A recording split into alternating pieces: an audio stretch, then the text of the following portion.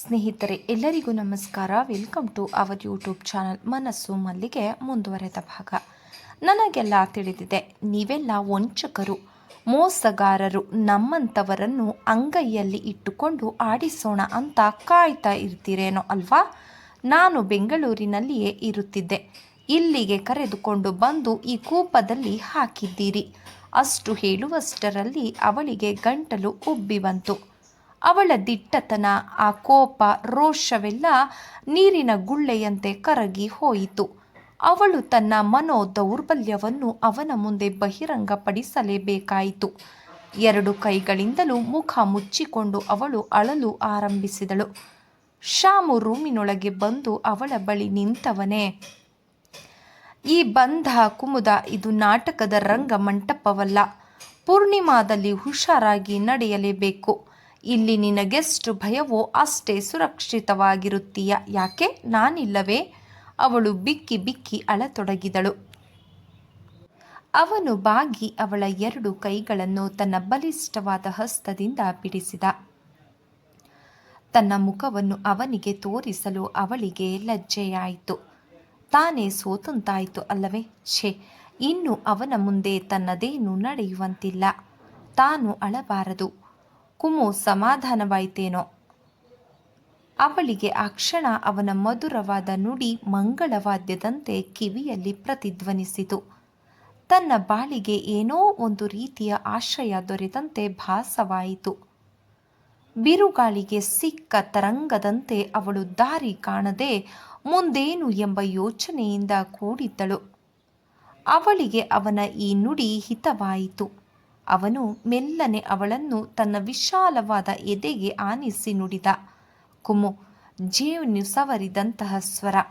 ಅವಳ ಹೃದಯ ಸಂತಸದಿಂದ ಕುಣಿಯಿತು. ಅವರಿವರು ಸಾವಿರಾರು ಕತೆ ಕಟ್ತಾರೆ, ಅದನ್ನೆಲ್ಲ ನಿಜ ಅಂತ ನಂಬ್ತೀಯೇನು?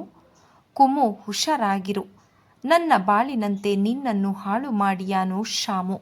ಶೀಲಾ ಅವಳನ್ನೇ ಎಚ್ಚರಿಸಿದಂತಾಯಿತು. ಅವಳಿಗೆ ತಕ್ಷಣ ಕುಸಿದು ಬೀಳುವಂತಾಯಿತು. ಅವನ ಹಿಡಿತದಿಂದ ಬಲವಾಗಿ ಬಿಡಿಸಿಕೊಂಡಳು. ಅವನಿಂದ ದೂರ ಹೋಗಿ ಕಿಟಕಿಯ ಬಳಿ ಬಂದು ನಿಂತಳು. ಆಕಾಶದತ್ತ ಮೊರೆ ಮಾಡಿ. ಅವನಿಗೆ ಅವಳ ವರ್ತನೆ ಅರ್ಥವಾಗಲಿಲ್ಲ. ಅವನು ಕಠೋರವಾಗಿ ನುಡಿದ, ನಮ್ಮ ಪೂರ್ವಿಕರು ಹೇಗೆ ಇರಲಿ, ಅವರ ಚರಿತ್ರೆ ಏನೇ ಇರಲಿ, ಅದನ್ನು ಯಾರು ಆಡುವಂತಿಲ್ಲ.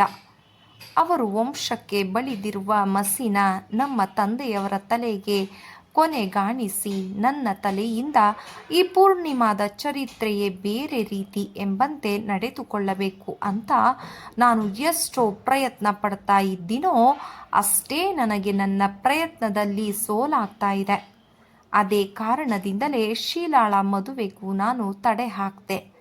ಜಯಂತಿ ಅಂತ ಹೆಣ್ಣುಗಳಿಗೂ ಇಲ್ಲಿ ಆಶ್ರಯ ಕೊಡದೇ ಇರುವುದು ಇದೇ ಕಾರಣ. ಇದರ ಮೇಲಿರುವ ಕೆಟ್ಟ ಹೆಸರನ್ನು ಅಳಿಸಬೇಕು ಅಂತ ನನ್ನ ಆಸೆ. ಅದಕ್ಕೋಸ್ಕರ ಕಂಡವರನ್ನೆಲ್ಲ ಕೀಳು ಮಟ್ಟವೆಂದು ಹೀಯಾಳಿಸಿ ನಿಮ್ಮ ವಂಶದ ಹಿರಿತನವನ್ನು ತೋರಿಸಬೇಕೇ ಎಂದವನನ್ನು ಕೇಳಬೇಕು ಎನಿಸಿತು ಅವಳಿಗೆ. ಆದರೆ ಅದನ್ನು ಎದುರಿಗೆ ಆಡಿ ತೋರಿಸುವ ಧೈರ್ಯ ಮಾತ್ರ ಅವಳಿಗೆ ಇಲ್ಲ. ಇವರ ವಂಶದ ವಿಷಯ ತಿಳಿಯಕೂಡದಂತೆ. ನಾನು ಹಾಗಿದ್ರೆ ಬೀದಿಯವಳೆ. ಚಂದಿ ನನ್ನ ಮುಂದೆ ಹೇಳಿದ್ದು ತಪ್ಪಾಯ್ತಂತೆ. ಕುಮುನ ಚಂದಿ ಇತ್ತೀಚೆಗೆ ಬಹಳ ಬದಲಾಯಿಸಿದ್ದಾಳೆ. ಅವಳಿಗೆ ಸರಿಯಾಗಿ ಬುದ್ಧಿ ಕಲಿಸಬೇಕು. ಬಡವರು ಅಂತ ಆಶ್ರಯ ಕೊಟ್ಟರೆ ಹೀಗೆ ಮಾಡೋದು. ಆದರೆ ನಡೆದಿರುವ ವಿಷಯ ಎಲ್ಲರ ಬಾಯಲ್ಲೂ ಬಂದೇ ಬರುತ್ತದೆ. ಅದಕ್ಕೆ ಯಾರೇನೂ ಸಹ ಮಾಡಲಾರರು. ಸರಿ ಬಿಡು, ಆ ವಿಷಯ ಅಲ್ಲಿಗೆ ನಿಲ್ಲಿಸು. ಇನ್ನು ಅದರ ವಿಷಯವಾಗಿ ಚರ್ಚೆ ನಡೆಸುವುದಕ್ಕೆ ನಾನು ತಯಾರಿಲ್ಲ. ತಮ್ಮ ವಂಶದ ವಿಷಯವಾಗಿ ಮಾತನಾಡಿದರೆ ಇವರಿಗೆ ಆ ವಿಷಯ ಮುಂದುವರೆಸೋದೇ ಇಷ್ಟವಿಲ್ಲ. ಬೇರೆಯವರ ಮನೆತನದ ವಿಷಯವಾದರೆ ತಾನೇ ನಿಂತು ಹಂಗಿಸುತ್ತಾ ಕೂತಿರ್ತಾರೆ. ಅಲ್ಲಿ ಮಾತನ್ನು ಬದಲಾಯಿಸುವ ಅವಕಾಶವೇ ಇರೋದಿಲ್ಲ. ಆದರೆ ಕುಳಿತುಕೊಳ್ಳಿ. ಅವಳು ಅವನಿಗೆ ಸೋಫಾ ತೋರಿಸಿದಳು. ಇಲ್ಲ, ಹೋಗ್ಬರ್ತೀನಿ. ಇಷ್ಟು ದೂರ ಬರಲು ಏನಾದರೂ ಕಾರಣ ಬೇಕಲ್ಲ. ಹೇಳಿ ಕಳಿಸಿದ್ರೆ ನಾನೇ ಬರ್ತಿದ್ದೆ. ನನ್ನಿಂದ ನಿಮಗೆ ಕಾಲ ವ್ಯರ್ಥವಾಗಿರಬೇಕು ಅಲ್ವಾ? ಅವಳ ವ್ಯಂಗ್ಯ ಅವನಿಗೆ ಅರಿಯಿತು. ಇಲ್ಲ, ಪರವಾಗಿಲ್ಲ, ನಾನು ಕೆಲಸ ಇಲ್ಲ ಅಂತಾನೆ ಬಂದದ್ದು. ಮೂರನೆಯ ಕೋಣೆಯಲ್ಲಿ ಸ್ವಲ್ಪ ಕೆಲಸವಿತ್ತು. ಅದನ್ನು ಮುಗಿಸಿ ಹೋಗಲು ಬಂದೆ. ಮೂರನೆಯ ಕೋಣೆಯೇ ಅವನ ತಾತನ ಕೋಣೆ. ಅವರ ಪ್ರೇತದ ವಿಷಯವಾಗಿಯೇ ಚಂದಿ ಅವಳಿಗೆ ಕತೆ ಹೇಳಿದಳು. ಆ ಕೋಣೆಯಲ್ಲಿ ಯಾರಿದ್ದಾರೆ? ಸದಾ ಬೀಗಾನೆ ಹಾಕಿರುತ್ತದೆ. ಯಾಕೆ? ಏನಿಲ್ಲ, ಹಾಗೆ ಕೇಳಿದೆ ಅಷ್ಟೆ.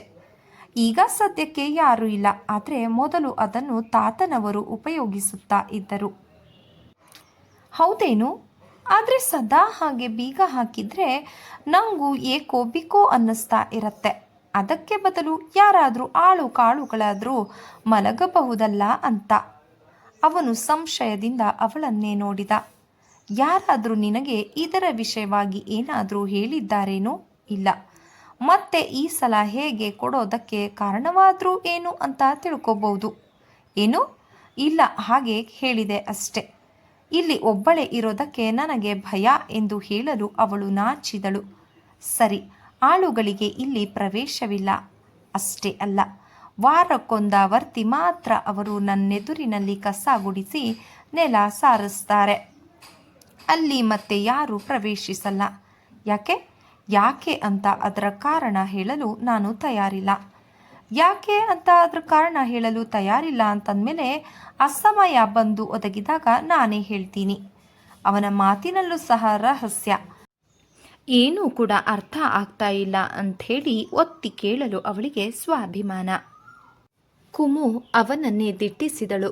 ಅವನ ಮುಖ ಯೋಚನೆಯಿಂದ ಕೂಡಿರುವಂತೆ ತೋರಿತು ಅವಳಿಗೆ. ಅವನು ಏನನ್ನು ಯೋಚಿಸುತ್ತಿದ್ದನೆಂದು ಅವನ ಹಣೆಯ ಮೇಲಿನ ಗೆರೆಗಳು ಹೊರಗೆ ಹಾಕುತ್ತಿದ್ದವು. ಅವನ ಗಾಢವಾದ ಆಲೋಚನೆಯನ್ನು ಅವಳು ಸಡಿಲಿಸಿದಳು. ನನಗೂ ಸಹ ಆ ಕೋಣೆಯನ್ನು ನೋಡಬೇಕೆಂಬ ಆಸೆ. ಬನ್ನಿ ಹೋಗೋಣ. ಅದರಲ್ಲೇನಿದೆ? ಮಣ್ಣು, ಎಂಥದ್ದು ಇಲ್ಲ. ನೋಡುವಂತಹ ವಸ್ತುಗಳೇನೂ ಇಲ್ಲ ಬಿಡು. ಅಲ್ಲದೆ ಅದನ್ನು ನೋಡುವ ಎದೆಗಾರಿಕೆಯು ನಿನಗೆ ಉಳಿದಿಲ್ಲ. ಅಂದರೆ ನಿಮ್ಮ ಮಾತಿನರ್ಥ? ಅಂದರೆ ನೀನಿನ್ನೂ ಎಳೆಯ ಮಗು ಅಂತ ನನ್ನ ಭಾವನೆ. ಯಾರು ಹೇಳಿದ್ರು ನಾನು ಮಗು ಅಂತ? ನನಗೆ 19 ವರ್ಷ ಆಗ್ತಾ ಬಂತು. ನಾನೇನು ಮಗು ಅಲ್ಲ ಎಂದಳು ಕಟುವಾಗಿ. ನಾನೇ ಹೇಳ್ತೀನಿ ಕುಮ್ಮು, ಯಾರು ಹೇಳಬೇಕಾಗಿಲ್ಲ. ನೋಡು, ಈಗ ನೀನು ಆಡ್ತಾ ಇರೋದೇ ಸಾಲ್ದೇನು? ಆ ಅಳೋದು, ಮಾತು ಮಾತಿಗೂ ಏನೋ ಹಠವಾದ, ಮಂಡವಾದ, ಎಲ್ಲ ಎಳೆಯ ಮಕ್ಕಳ ಹಾಗೆಯೇ. ಇರಲಿ, ನೀವು ನನ್ನನ್ನು ಅಳೆಯಬೇಕಾಗಿಲ್ಲ ಏನು. ನಾನು ನಿನ್ನನ್ನು ಇಲ್ಲಿಗೆ ಯಾಕೆ ಕರ್ಕೊಂಡು ಬಂದೆ? ಕರ್ಕೊಂಡು ಬಂದಮೇಲೆ ನನ್ನ ಜವಾಬ್ದಾರಿಯಾದರೂ ಏನು ಅನ್ನೋದೆಲ್ಲ ನಿನಗೂ ತಿಳಿಯಬೇಕಲ್ಲ. ಇಲ್ಲ, ತಿಳಿದುಕೊಳ್ಳುವ ಆಸೆಯೂ ನನಗಿಲ್ಲ. ತಿಳಿಸಲೇಬೇಕೇನೂ? ಬೇಕು ಅಂದರೆ ನಾನು ಹೇಳಲು ತಯಾರು. ಅದು ಕೇಳುವಂತಹ ಅಭಿಲಾಷೆ ನನಗಿಲ್ಲ. ಏನು ಮಾಡೋದು? ಕೇಳದಿದ್ದರೂ ಹೇಳ್ತೀನಿ. ಮೊದಲನೆಯದಾಗಿ ನಿನ್ನನ್ನು ಆ ನಿನ್ನ ತಾಟಕಿ ಅತ್ತೆಯಿಂದ ಬಿಡುಗಡೆ ಮಾಡುವ ಯೋಚನೆ. ಎರಡನೆಯದಾಗಿ, ನೆಂಟರಾಗಿ ಆ ರೀತಿ ನಾವು ನಿನ್ನನ್ನು ಆಸರೆ ಇಲ್ಲದೆ ಬಿಡುವುದು ನಮ್ಮ ವಂಶಕ್ಕೆ ಅವಮಾನ. ಎರಡನೆಯದೇನೋ ಸರಿ, ಆದರೆ ನನ್ನ ಅತ್ತೆ ತಾಟಕಿ ಆದರೆ ನಿಮಗೆ ಏನು ಅದರಿಂದ? ನಾನು ಎಲ್ಲೋ ಬೆಳೆದವಳು. ನನ್ನನ್ನು ಒಂದು ಬಾರಿಯೂ ನೀವು ನೋಡಿಯೂ ಇಲ್ಲ. ಹೀಗಿರುವಾಗ ಕುಮು, ನಾನು ನಿನ್ನನ್ನು ನೋಡಿರಲಿಲ್ಲ, ಆದರೆ ನಿನ್ನ ವಿಷಯವಾಗಿ ಕೇಳಿದ್ದೆ ಅಷ್ಟೆ. ಅವರಿವರು ನಿನ್ನ ಬಗ್ಗೆ ನನಗೆಲ್ಲ ತಿಳಿಸುತ್ತಿದ್ದರು. ನೆಂಟರಿಷ್ಟರು ಎಂದ ಮೇಲೆ ನಿಮ್ಮಿಂದ ಒಂದು ಚಿಕ್ಕ ಪತ್ರವು ನಮಗೆ ಬಂದ ನೆನಪಿಲ್ಲ ನನಗೆ. ಬರೆಯುವ ಅವಶ್ಯಕತೆ ಇರಲಿಲ್ಲ ನಮಗೆ. ಒಂದು ವೇಳೆ ಬರೆದರೆ ಬಡವರೊಂದಿಗೆ ಸಂಪರ್ಕವಿಟ್ಟುಕೊಳ್ಳಬಾರದು ಎಂಬ ಭಯವಿರಬೇಕು. ಹೀಗಾದರೆ ಆ ಯೋಚನೆ ಇಲ್ಲ. ಅವಳ ಮಾತಿನ ಬಾಣ ಅವನ ಹೃದಯವನ್ನು ಇರಿಯಿತು. ಅವನು ಉತ್ತರವನ್ನು ಗತ್ತಿನಿಂದಲೇ ನೀಡಿದ. ಯಾರ ಸಂಪರ್ಕದ ಅವಶ್ಯಕತೆಯೂ ನನಗಿಲ್ಲ. ಆದರೆ ಆ ನಿನ್ನ ಅತ್ತೆ ತಾನಾಗಿಯೇ ಪತ್ರ ಬರೆದಿದ್ದರಿಂದ ನಾನು ಬರಲೇಬೇಕಾಯಿತು. ಒಂದು ಕ್ಷಣದ ಹಿಂದೆ ತಾನೇನು ಆಡಿದ್ದೆನು ಎಂಬುದನ್ನೇ ಮರೆತು ಅವನು ಆಡಿದ ಸರಿ ಈಗ ಆಗಿದ್ದರೂ ಏನು? ಬಂದಿದೆ ಅಲ್ವಾ? ಇಲ್ಲಿನ ವಾತಾವರಣಕ್ಕೆ ಹೊಂದಿಕೊಂಡು ಹೋದ್ರೆ ಸರಿ. ಕುಮುಗೆ ಅವನ ಈ ಚರ್ಚೆ ಸರಿ ಬೀಳಲಿಲ್ಲ. ಅವಳೆಂದಳು, ತನ್ನ ತಂದೆ ತಾಯಿಗಳು ಇದ್ದಿದ್ದರೆ ನನ್ನ ಬಾಳಿನ ರೀತಿಯೇ ಬೇರೆಯಾಗುತ್ತಿತ್ತು. ಮತ್ತೊಬ್ಬರ ಹಂಗಿನಲ್ಲಿ ಬದುಕುವ ಪ್ರಮೇಯವೇ ಬರುತ್ತಿರಲಿಲ್ಲ. ಆದರೆ ಈಗ ನನಗೆ ಇತರರ ಮನೆಯ ಬಾಗಿಲಿಗೆ ಬಂದು ಬೀಳುವ ಪರಿಸ್ಥಿತಿ ಒದಗಿ ಬಂದಿದೆ. ನನಗೆ ಸ್ವತಂತ್ರವಾಗಿರಬೇಕೆಂಬ ಅಪೇಕ್ಷೆ. ಆ ಕಾಲ ಬಂದಾಗ ನೋಡೋಣ. ಕುಮು ಅವನು ಅಲ್ಲಿಂದ ಕದಲಲು ಪ್ರಯತ್ನಿಸುತ್ತಿದ್ದ ಹಾಗೆಯೇ ಅಲ್ಲಿಗೆ ಬಂದ ಶೀಲಾ ಹೀಗೆಂದಳು, ಶಾಮು, ನೀನೇ ನಿಲ್ಲಿದ್ದೀಯಾ? ನಿನ್ನನ್ನು ಎಷ್ಟು ಹೊತ್ತಿನಿಂದ ಹುಡುಕ್ತಾ ಇದ್ದೆ ಗೊತ್ತಾ? ಏನು ವಿಷಯ ಶೀಲಾ? ಅದೇ ಜಯಂತಿನೂ ಬರ್ತಾಳಂತೆ ಸುಂದರಮ್ಮನ ಮನೆಗೆ. ಅವಳು ಈ ವಿಷಯ ಕುಮುವಿನ ಮುಂದೆ ಆಡಿದ್ದು ಅವನಿಗೆ ಸರಿ ಬೀಳಲಿಲ್ಲ. ಅವನಿಂದ, ಶೀಲಾ, ನನ್ನ ಆಫೀಸಿಗೆ ಹೋಗೋಣ ಬಾ. ಎಲ್ಲಾದ್ರೇನು ಬಿಡು, ಮತ್ತೆ ಅಷ್ಟು ದೂರ ನಡೆಯಲಾರೆ. ಅವನು ನುಡಿದ, ಅವಳನ್ನು ಅಪೇಕ್ಷಿಸುತ್ತಾ. ನೀನು ಯಾವ ವಿಷಯವನ್ನು ಗೌಪ್ಯವಾಗಿಡುವುದಿಲ್ಲ, ಅದೇ ಬಂದಿರೋದು ನೋಡು. ಅಲ್ಲ, ಜಯಂತಿಗೆ ಈ ವಿಷಯ ಹೇಳುವ ಅವಶ್ಯಕತೆ ಆದರೂ ಏನಿತ್ತು ಶೀಲಾ? ನಾನೇನು ಹೇಳಲಿಲ್ಲ. ಅವಳಾಗಿ ವಿಷಯ ಹೇಗೋ ತಿಳಿದುಕೊಂಡು ಬಂದಿದ್ದಾಳೆ. ಇದು ನಂಬುವ ಮಾತಲ್ಲ. ಪೂರ್ಣಿಮಾದ ಸ್ವಂತ ವಿಷಯ ಅವರಿಗೆ ಹೇಗೆ ತಿಳಿಯಿತು?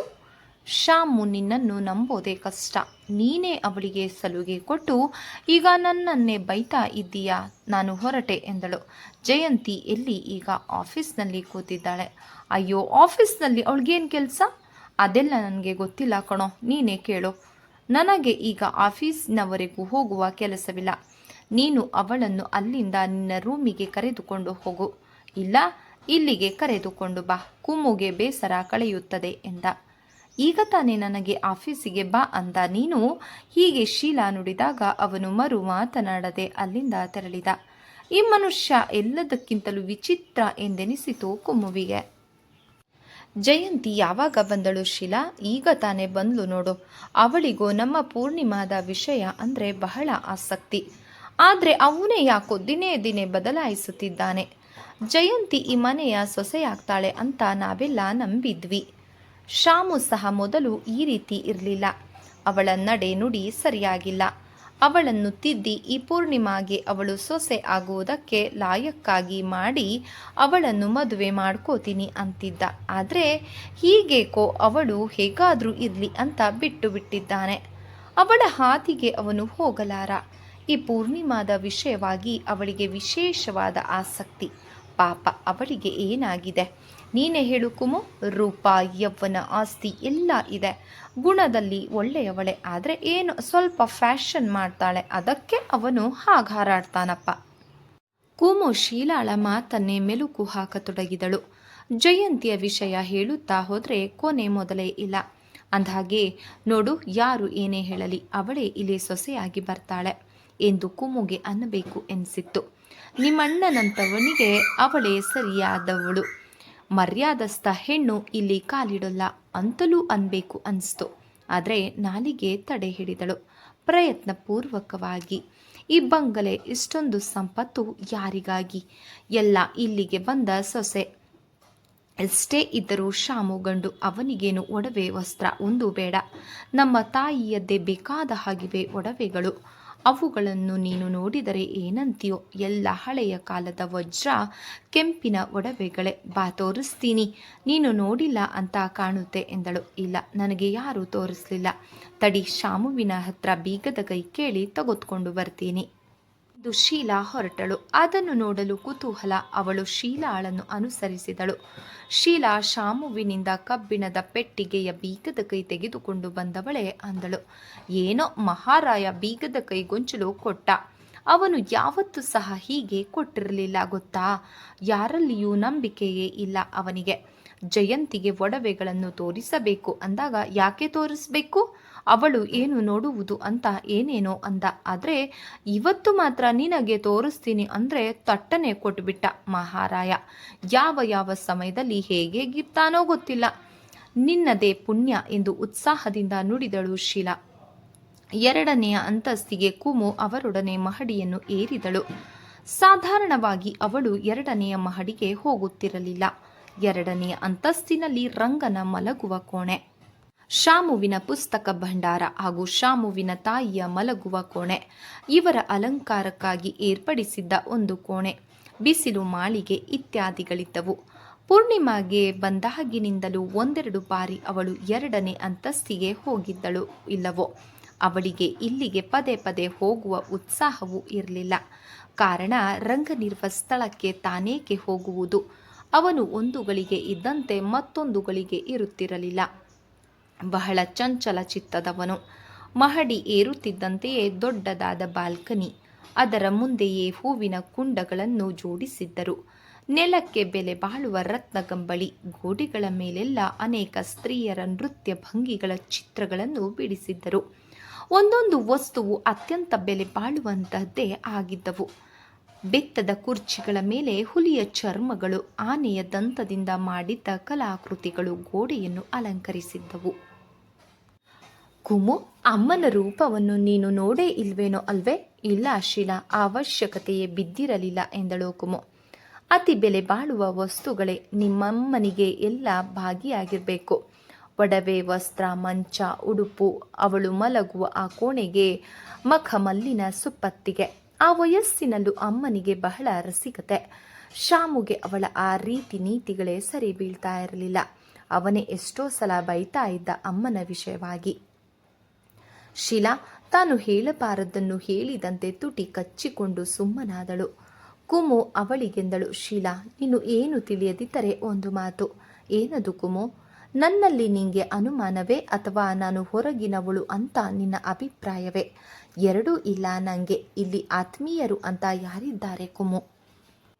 ನೀನೇ ವಾಸಿ. ಜಯಂತಿಗೆ ನನ್ನ ಕಂಡರೆ ಪ್ರೀತಿ ಏನೋ ಇದೆ, ಆದರೆ ಅವಳನ್ನು ನಂಬುವ ಹಾಗಿಲ್ಲ.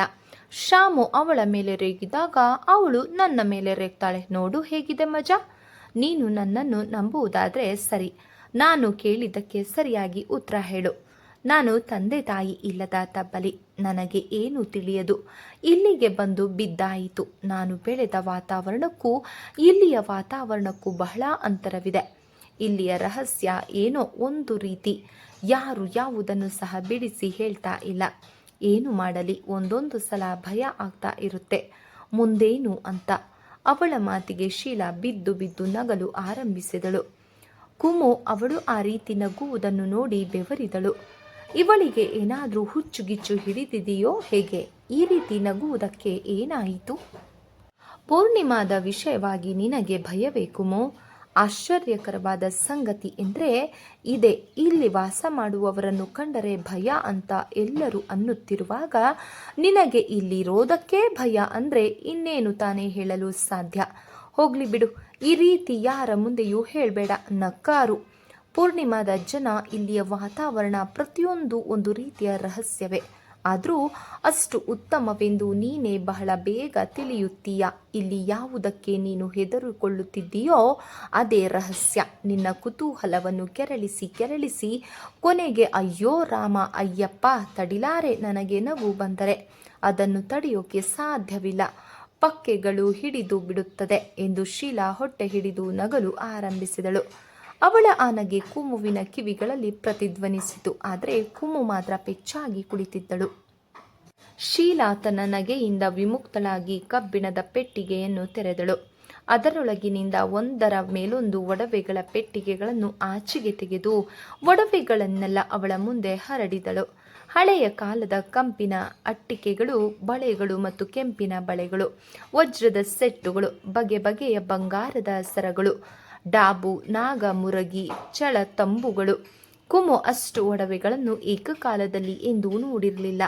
ಬೆಂಗಳೂರಿನಲ್ಲಿ ಇರುವಾಗ ನಕಲು ಮಾಲುಗಳ ಅಂಗಡಿಗಳಲ್ಲಿ 14 ಕ್ಯಾರೆಟ್ನ ಒಡವೆಗಳ ರಾಶಿಗಳನ್ನು ನೋಡಿದ್ದಳು. ಆದರೆ ಆ ರಾಶಿಗೆ 2ರಷ್ಟು ಒಡವೆಗಳು ಅಪರಂಜಿ ಚಿನ್ನದ್ದು. ಇವುಗಳಲ್ಲಿ ನೀನು ಯಾವುದನ್ನು ಉಪಯೋಗಿಸಿಕೊಳ್ಳಲ್ವೇನೂ? ಇಲ್ಲ, ನನಗೆ ಅಂತ ಇದು ಮೀಸಲಾಗಿಲ್ಲ. ಅಲ್ಲದೆ ಇದರಲ್ಲಿ ಯಾವುದೇ ಒಂದು ಒಡವೆಯನ್ನು ನಾನು ಉಪಯೋಗಿಸುವ ಹಾಗೂ ಇಲ್ಲ. ಯಾಕೆ ಶೀಲಾ? ಹೌದು, ಉಪಯೋಗಿಸಬಾರದು ಅಂತ ಶಾಮುವಿನ ಕಟ್ಟಪ್ಪಣೆ. ಏಕಂತೆ? ಹೌದು, ಇವೆಲ್ಲ ನಮ್ಮ ತಾಯಿಯದ್ದೇ. ನಮ್ಮ ತಾಯಿ ಉಪಯೋಗಿಸುತ್ತಿದ್ದ ಒಡವೆಗಳನ್ನು ನಾವು ಉಪಯೋಗಿಸಿದರೆ ಸಿಡುಕುತ್ತಾನೆ. ಒಡವೆಗಳನ್ನು ಹಾಕಿಕೊಳ್ಳಬಾರದಂತೆ. ಅಲ್ಲದೆ ಬೇರೆ ರೀತಿ ವಿಲೇವಾರಿ ಮಾಡ್ತೀನಿ ಅಂತಾನೆ. ಅದ್ಯಾವ ರೀತಿಯೋ ಬೇರೆ ಕಾಣೆ. ಕುಮು ಒಂದೊಂದೇ ಒಡವೆಗಳನ್ನು ಕೈಯಲ್ಲಿ ಹಿಡಿದು ಅದರ ತೂಕ ನೋಡಿದಳು. ಪ್ರತಿ ಒಡವೆಯೂ ಬಹಳ ಭಾರವಾಗಿತ್ತು. ಎಲ್ಲ ಅಪರಂಜಿಯ ಬಂಗಾರವೇ. ಆದರೆ ಆ ಮಾದರಿಗಳು ನಮಗೆ ಸರಿ ಬೀಳೋಲ್ಲ. ನೋಡು, ಆ 2 ಬೀರುವಿನ ತುಂಬ ರೇಷ್ಮೆ ಸೀರೆಗಳಿವೆ. ಕುಮುವಿನ ದೃಷ್ಟಿ ಬೀರಿನ ಹತ್ತ ಹರಿಯಿತು. ಕನ್ನಡಿಗಿರುವ ಗಂಧದ ಬೀರುಗಳು, ಕಲಾಕಾರನ ಕೆತ್ತನೆ ಕೌಶಲವನ್ನು ತೋರ್ಪಡಿಸುವ ಆ ನಾಜೂಕಿನ ಚಿತ್ತಾರದ ಕೆಲಸ. ಶೀಲಾ ಕಬ್ಬಿಣದ ಬೀರುಗಳನ್ನು ಹಾಕಿ ಕನ್ನಡಿಯ ಬೀರುವಿನ ಬಳಿ ಬಂದಳು. ಅದರ ಬೀಗವನ್ನು ತೆಗೆದು ಸೀರೆಗಳನ್ನು ರತ್ನ ಗಂಬಳಿಯ ಮೇಲೆ ಹರಡಿದಳು. ಜರತಾರಿಯ ಪುಟ್ಟ ಹೂವಿನಿಂದ ಕೂಡಿದ ಸೀರೆಗಳು, ಬನಾರಸ್ ಸೀರೆಗಳು, ಇವೆಲ್ಲ ತುಂಬ ಬೆಲೆ ಬಾಳುವ ಸೀರೆಗಳಾಗಿವೆ. ಕುಮು ನೋಡು, ಒಟ್ಟು 500ರ ಮೇಲ್ಪಟ್ಟು ಅಮ್ಮನ ಸೀರೆಗಳಿವೆ. ಅವು ಯಾವುದನ್ನು ನಾನು ಉಟ್ಟಿಲ್ಲ, ಉಡಬಾರದು ಎಂದು ಶಾಮುವಿನ ಆಜ್ಞೆ. ಅದೇನೋ ನಿಮ್ಮಣ್ಣನಿಗೆ ಅಷ್ಟು ಹೆದರುತ್ತೀರಾ ನೀವೆಲ್ಲ? ಹೆದರೋದಿರ್ಲಿ, ನಡಕ್ತಾರೆ ಎಲ್ಲ. ಈಗ ನಗುವ ಸರದಿ ಕುಮುವಿನದಾಗಿತ್ತು.